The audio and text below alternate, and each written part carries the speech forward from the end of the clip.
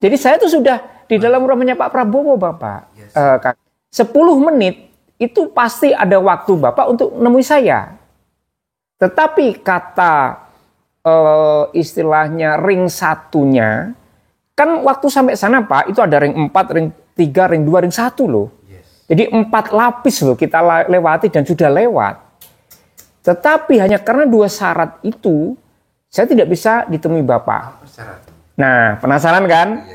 Yang pertama, maka yang paling pas untuk saya temui demi mencurhatkan apa yang terjadi di masyarakat, demi menuntut ditegakkannya hukum dan keadilan, ya kepada bapaknya rakyat, yaitu Bapak Presiden Prabowo. Lalu kenapa saya akan mempersembahkan lukisan kepada beliau? Begini, sebenarnya lukisan ini ada 2 tujuan, abangku.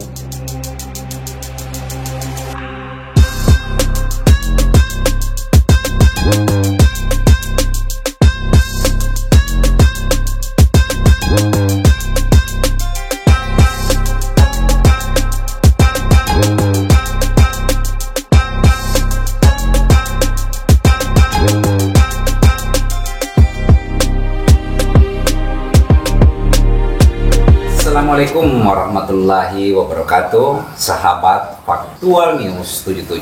Alhamdulillah, puji syukur atas kehadirat Allah Subhanahu wa taala.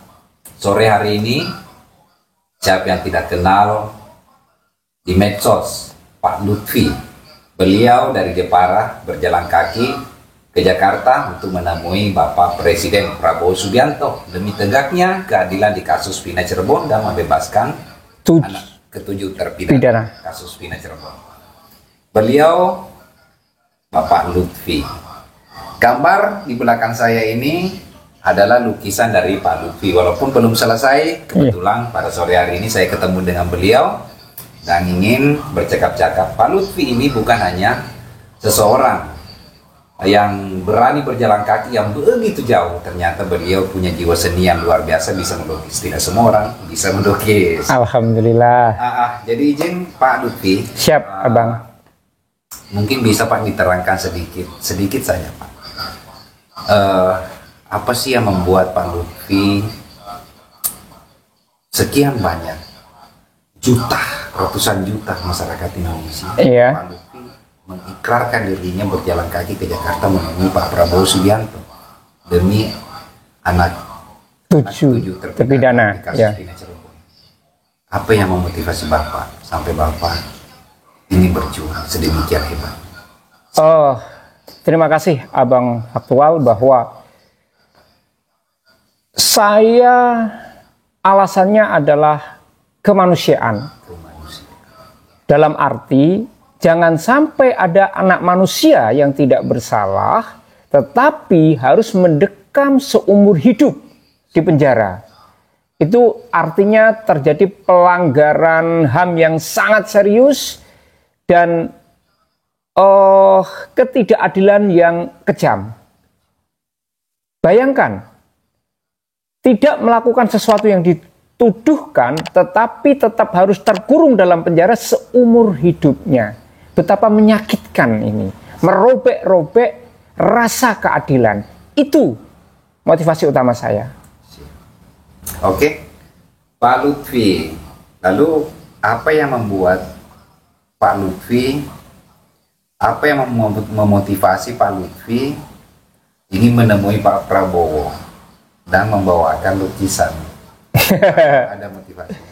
Ya jelas. Jadi gini, kenapa saya menemui Pak Prabowo?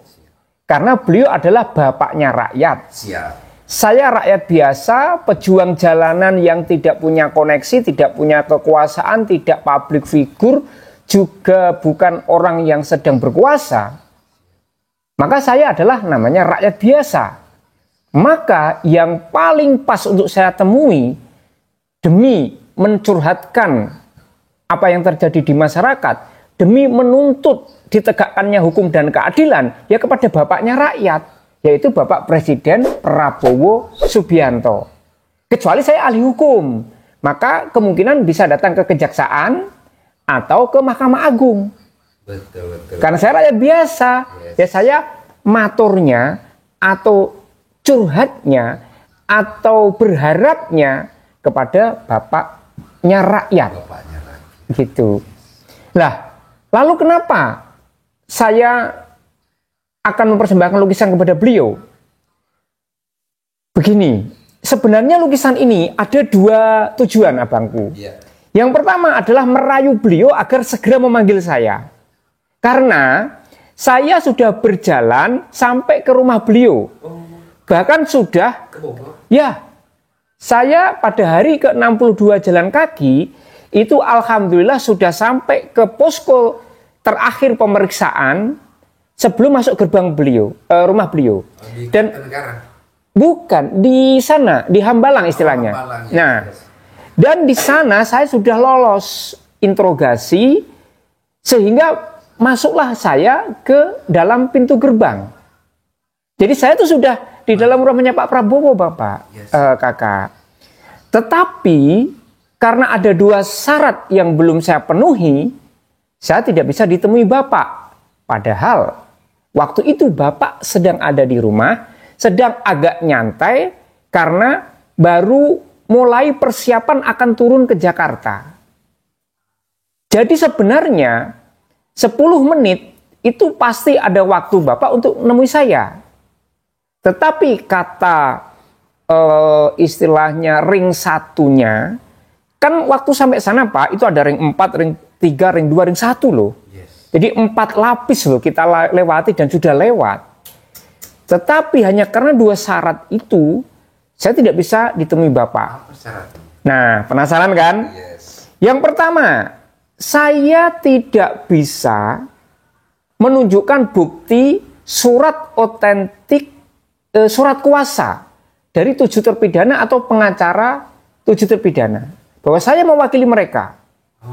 Itu. Yang kedua, kalau tidak ada itu, harusnya saya didampingi oleh salah satu keluarga terpidana. Satu aja. Sedangkan saat saya sampai di sana, saya hanya ditemani oleh pendukung fanatik, netizen biasa, yang memang dari awal sangat concern terhadap kasus Vina.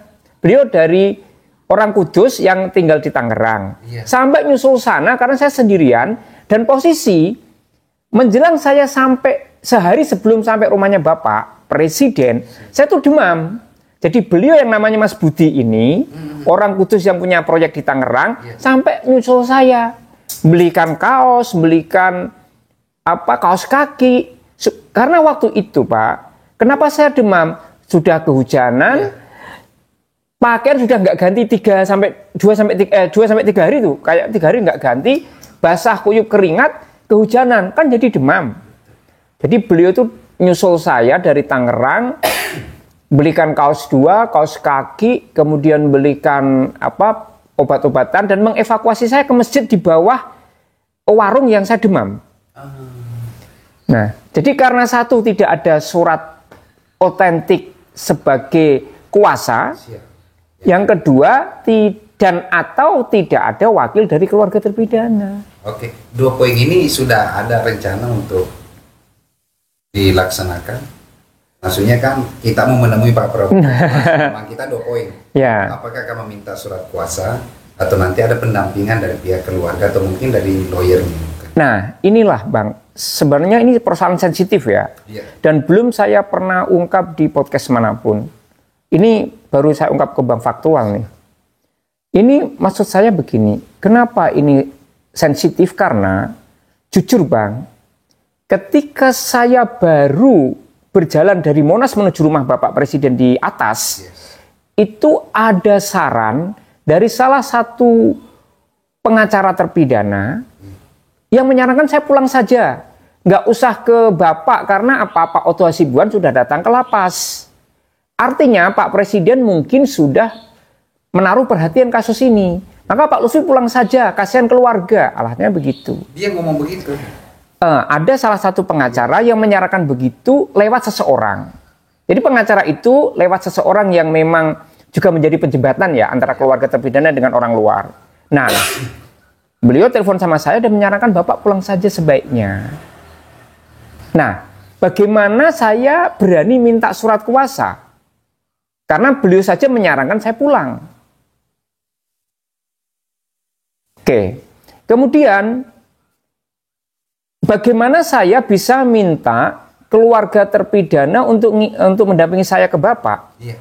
Karena keluarga terpidana, waktu saya minta untuk dampingi ke istana pun, itu kan masih Jakarta Pusat ya, di kota, itu terkendala surat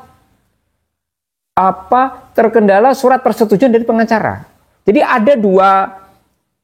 ada namanya Bu Aminah dan Pak Asep. Siap. Itu siap mendampingi saya ke istana untuk ke Setnek kan, mendaftarkan kehadiran kita. Tetapi terkendala izin dari pengacara. Ya kan sisa minta izin ke pengacara, pengacara tidak mau mengeluarkan izin. Nah, menurut penyambung lidah saya yang memang dekat dengan keluarga dan pengacara, sampai aksi damai terjadi, itu tidak ada surat persetujuan dari pengacara. Jadi gini Bang, agendanya ya. Agendanya Senin, saya itu harus ke Istana Negara lewat Setnek dengan salah satu wakil dari keluarga terpidana.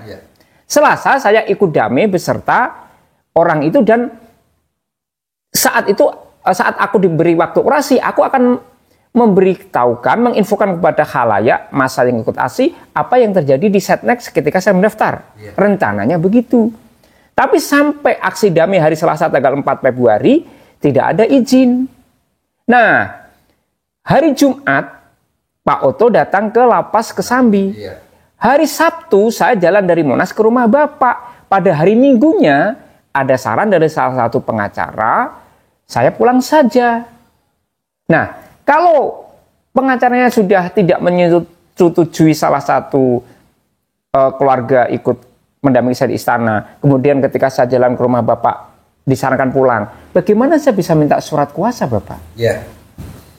Tetapi saya nekat, karena prinsip saya Abang, waktu di Cirebon saya sudah bilang, saya itu prinsipnya kalau sudah terjun, nekat sampai sukses. Nekat sampai jebol tujuannya. Maka walaupun saat itu Bang, ketika salah satu pengacara menyarankan saya pulang, maka pendukung saya pun berkurang separuh. Jadi yang separuh lanjutkan Pak, yang separuh pulang Pak. Jadi anggap aja kalau pendukung setia itu 200, yang 100 setuju pulang, yang 100 tetap mengharapkan saya ketemu, karena tujuan utama ketemu Bapak. Dan ternyata betul. Nah, bahkan, ini rahasia kedua. Izin menyampaikannya Bang faktual. Bahwa bahkan salah satu, dalam tanda kutip pas pampres mungkin ya, karena beliau itu, memang penjaga di situ ring yang dekat lah. Bilang begini, seandainya Bapak itu kesini dalam rangka nadar Bapak pribadi, jadi gini loh, jalan kaki Jepara Jakarta sebagai nadar saya pribadi karena bahagia Pak Presiden terpilih, itu malah bisa ditemui. Ada yang bocorin begitu. Jadi istilahnya, saya nggak ketemu itu bisa dianggap kalau simpelnya salah alasan, salah kalimat. Karena memang misi saya adalah pembebasan tuntut terpidana, ketika saya di interview, ya saya bilang membawa misi tuntut terpidana. Padahal ada yang bisik-bisik, dan sebenarnya ini off the record ya Pak. Tapi karena Bang Faktual yang mencari, saya bocorkan bahwa Bapak harusnya bilang ini nadar pribadi. Kemungkinan Pak Prabowo bisa nemui. Karena Bapak membawa 7 misi tuntut terpidana dan nggak ada kuasa dan keluarga, ya tidak bisa. Legal standingnya tak ada.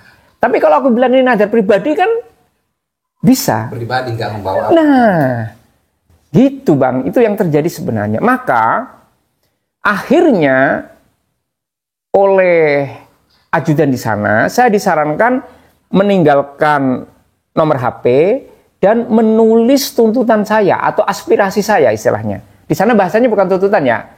Bapak tulis aspirasi, tinggal nomor HP, nanti tunggu dipanggil Bapak Presiden. Nah, saya tanyalah, Pak, kira-kira seminggu bisa nggak? Ya nggak tahu. 2 minggu dipanggil nggak? Itu kewenangan mutlak Bapak Presiden. Jadi kami tidak tahu apa-apa. Jadi Bapak sabar aja nunggu. pasti dipanggil kalau memang Bapak menjadwalkan. Nah, terus sarannya apa Pak supaya saya cepat dipanggil kan gitu. Bapak harus ke Setnek, mendaftarkan kehadiran Bapak untuk minta jadwal, maksudnya kehadiran saya, ngomong bahwa saya sudah sampai ke rumah Bapak, dan di situ ungkapkan dengan jelas aspirasi apa yang dibawa, plus penguat. Ya penguat itu ya tentu saja surat kuasa Pak.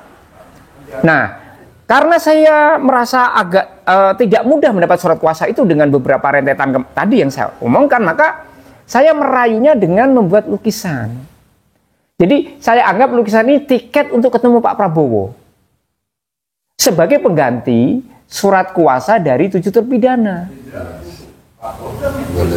Nah, apakah ini berhasil atau tidak? Ya nggak tahu. Ikhtiar.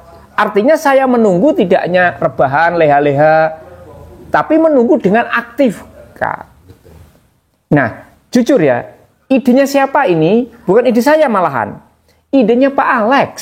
Jadi waktu itu kita ketemu di kantornya Bang Solmat, dan Pak Alex langsung nyeletuk, Pak, daripada nunggunya nanti kelamaan dan bosen, coba lukis sesuatu untuk Pak Prabowo.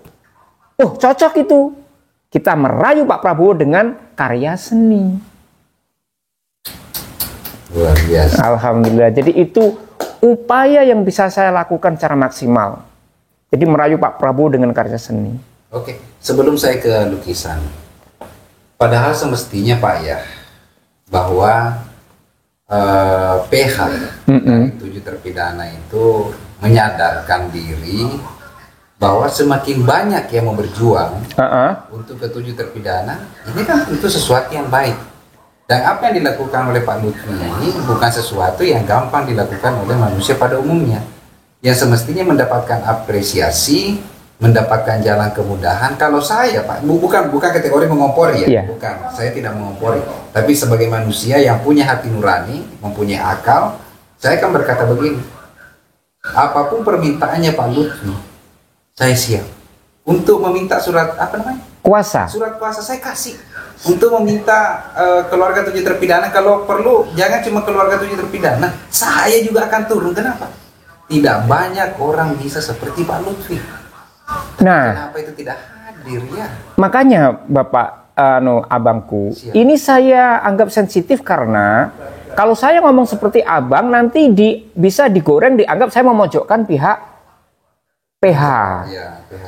Padahal saya justru apa yang saya lakukan ini adalah tetap menjaga bara api perjuangan supaya kasus ini tidak tenggelam. Nah, maka saat saya melakukan perjalanan dari Monas ke rumah Bapak itu 10 hari. Setiap saya live, saya selalu teriakkan, yuk kita bergerak serentak bersama-sama, saling bergandengan tangan supaya kasus ini bisa tuntas. Kalau kita bergerak sendiri-sendiri, kita pedot Pak di tengah jalan. Lalu musuh kita tidak sembarangan loh, kita bercerai-berai kayak apa. Itu yang saya alami di lapangan. Tapi sekali lagi, saya tidak berani berkuar-kuar tentang ini, nanti dikira saya itu tadi menyinggung atau semacam menyalahkan atau semacam ya gitu loh Pak. Iya. Jadi saya daripada nanti malah menimbulkan perselisihan yang tidak perlu, udah saya melakukan upaya dengan cara saya sendiri dan didukung serta berkolaborasi dengan Gaskan. Maka kenapa saya seminggu lebih sekitar ini 8 hari saya di sekretariat, karena apa? Karena saya sejak hari Kamis minggu kemarin ditampung dengan baik oleh abangku Solmat, dan beliau memfasilitasi, Bapak kalau nggak ada tempat di sekretariat, Bapak butuh apa, kita sediakan. Jadi kanvas, cat, kuas, konsumsi itu disupport oleh Bang Solmat. Jadi salam hormat dan salam respek untuk abangku Solmat yang tanpa koar-koar mensupport dengan nyata. Gitu Bang. Jadi kalau ya namanya kita pejuang ya Bang, nekat. Kalau plan A nggak berhasil, plan B nggak berhasil, ya plan C sampai berhasil. Betul. Nah, ini saya pertajam sekalian, Bang, biar tambah keren ya. Siap. Kalau misalkan dengan lukisan ini nggak berhasil, yuk kita pakai plan D. Karena saya nekat sampai ketemu Pak Prabowo. Kalau ini nggak berhasil, ya kita pikir lagi plan D. Plan D nggak berhasil, ya plan E. Pokoknya saya sampai ketemu. Sampai set. Yes. Sampai ketemu. Nah sekarang Pak gini. Ini lukisannya kan belum selesai Pak. Belum. Belum juga terlihat nyata. Yes. Tulisannya ini yang saya tahu ini kayak semacam kepala burung ya. Iya. Semacam kepala burung Garuda. Arah gambarnya nanti kira-kira seperti apa? Ya. Oke. Saya jelaskan dari aliran dulu, Bang. Aliran. Jadi alirannya ini ekspresionis. Ekspresionis itu, Bang, bentuknya nggak jelas-jelas bentuk nyata seperti rumah kah, kursi kah, tidak. Jadi ekspresionis itu adalah sebuah aliran seni yang mengutamakan tentang ekspresi seorang seniman. Jadi misalkan gini, gambar burung Garuda itu tidak harus utuh burung Garuda. Betul. Karena kalau utuh namanya itu naturalis atau realis. Betul. Nah, ekspresionis itu bisa separuhnya, bisa lehernya doang, bisa tubuhnya doang itu, Bang. Bisa matanya doang. Bisa matanya doang, gitu kan. Nah, kemudian ini baru hari ketiga. Dan ini akan jadi pada hari ketujuh. Pada hari ketujuh. Ya, jadi ini belum separuhnya, Bang. Nah, tetapi izinkan saya menjelaskan walaupun belum separuh ya, Bang ya. Siap. Jadi gini, bentuknya jadi seperti ini pun itu di luar rencana saya. Jadi konsep awal ada, konsep awal, Bang. Ya. Tapi namanya kerja seni, apalagi aliran ekspresionis, Betul. itu konsep hanya pijakan. Ya, sewaktu-waktu. bisa belok dia, Ya. bisa meliuk-liuk gitu. Betul. Nah, ini ya 2 burung Garuda loh, Bang. Ini kanan, ini juga burung Garuda kalau diperhatikan. Ya. Nah, namanya ekspresionis tuh gini, kok nggak jelas banget? Ya memang namanya ekspresionis, yang penting kelihatan mata sama bulu-bulunya. Oke. Jadi 2 burung Garuda saling membelakangi. Oke. Terus ini itu mahkota nanti jadinya. Nah, ini itu sumur tanpa dasar. Sumur tanpa dasar Menandakan persoalan bangsa Indonesia yang begitu ruwetnya, termasuk salah satu contohnya adalah kasus Vina Cirebon yang ruwet bulet, nggak tuntas-tuntas, itu seperti nggak ada dasar, Bang. Yes. Nah, tetapi sumur tanpa dasar ini menjadi punya dasar kalau diselesaikan. Jadi dari gambar awalnya tuh nggak ada kuning ini, Bang. Jadi sumur tanpa dasar sampai sini. Tapi karena saya masih punya harapan bahwa Pak Prabowo bisa menyelesaikan, maka tak kasih dasar. Dasarnya kuning. Kuning tuh doa, harapan, keceriaan. Oh, begitu ya. Itu, Bang, filosofis warnanya. Nah, jadi karena saya masih punya harapan, maka yang tadinya nggak berdasar, tak kasih dasar. Dasarnya apa? Warna kuning, warna doa, kegembiraan, kebahagiaan, dan harapan, Bang. Ya. Lah harapannya pada siapa? Sama Pak Prabowo. Pertanyaannya, di mana gambar Pak Prabowo-nya? Tunggu. Itu ada di final touch nanti. Pada hari ketujuh. Hari ketujuh. Yes. Karena kenapa begitu? Belum punya rencana di mana? Enggak.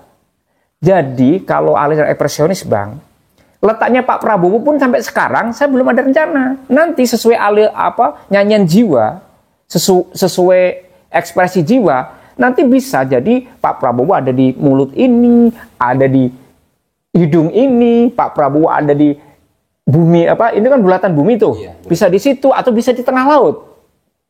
Kita belum tahu. Betul. Nanti akan sesuai jiwa seni nanti. Nah, yes. Gitu abangku.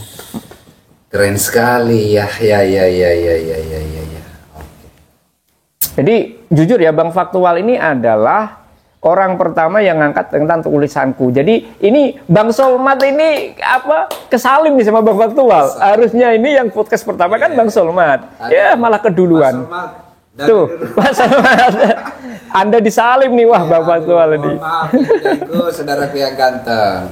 Tapi ya, saya terima kasih banyak Pak Lutfi ya. Mudah-mudahan ya. Dari dasar yaitu harapan, doa. Ya. Harapan, doa dan kegembiraan. Ya. Ini akan tercapai di mana Pak Lutfi berjuang sudah berapa hari, Pak? Kalau total plus hari ini sudah hari ke-70, Bang. Sudah. Iya kan? 62 plus 8. Ini sudah hari ke-70 sebenarnya. 71 malahan. Iya, hari 71. Lah, apakah masih sabar nunggu? Sabar. Sampai 100 hari tak tunggu. Jadi pejuang sejati kan gitu, Bang. Betul. Nekat, menyala terus sampai meledak gitu tujuan. Yes. Gitu. Oke, cukup. Oke, terima kasih. Dan untuk seluruh teman-teman semua, beliau Pak Lutfi tadi sudah menyampaikan apa yang semestinya beliau bisa sampaikan, dan teman-teman lah yang bisa menyimpulkan. Saya sebagai host atau teman diskusi daripada Pak Lutfi yang banyak bertanya, saya hanya bisa memberikan saran ya. Saya hanya menyarankan sebagaimana mestinya sebagai apa. Semakin banyak orang yang berjuang di kasus Villa Cirebon, tentu ini semakin bagus. Ada dari ranah hukum, ada dari rakyat, ada dari pemerintahan untuk mengungkap kasus-kasus yang sudah tenggelam sedemikian rupa, dimanipulasi dari sedemikian rupa. Mestinya seperti itu. Yes. Ada kata penutup, Pak? Rakyat bersatu tidak bisa dikalahkan oleh rezim segede apapun. Maka, yuk bergerak serentak bergandengan tangan untuk kemerdekaan rakyat. Merdeka! Merdeka! Gaskan! Gaskan! Siap, terima kasih aja Pak Lutfi. Siap selalu. Aduh, Bang, makasih. Oke. Iya, alhamdulillah.